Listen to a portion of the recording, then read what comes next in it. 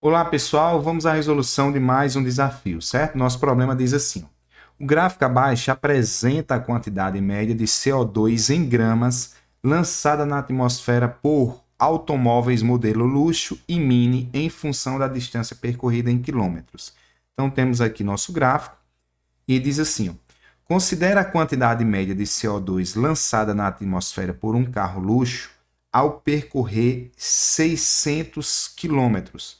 Que distância em quilômetros deveria ser percorrida por um carro mini, de modo que a mesma quantidade média de CO2 fosse lançada na atmosfera? Bom, pessoal, se vocês observarem aqui, o carro luxo ele está dizendo que andou 600 quilômetros, certo? Aqui está dizendo que 10 lança 2.000. Esse ponto aqui é um ponto do gráfico. Lembrando que eu tenho um ponto aqui que nasce na origem, certo? Aqui temos um caso de função afim, já que isso é uma reta. E toda função afim ela se comporta assim, ó. No eixo y, que eu vou chamar de y mesmo, ele é igual a x mais b. Nunca esqueça isso. Lembrando que b é o valor que corta o eixo y, então nosso b nesse caso é zero, certo? E a é justamente a altura do triângulo, ó, essa altura aqui, que é 2.000, certo? Dividido pela largura, que nesse caso é 10, certo? Então, o valor de A é igual a 2.000 dividido por 10, certo? Então, corta 0 com 0, o A é igual a 200. Então, Y é igual a 200 x mais b, que é zero, certo? Não preciso escrever. Então, minha função é essa, minha função do carro luxo. Então, se ele percorreu 600 km, que é a distância, é o valor de x, que ele está usando a letra D, eu vou resolver da seguinte maneira. Ó, y, que é a quantidade de CO2 em gramas, vai ser 200 vezes a quantidade x, que ele está chamando de D aqui, de quilômetros, ou seja, 600.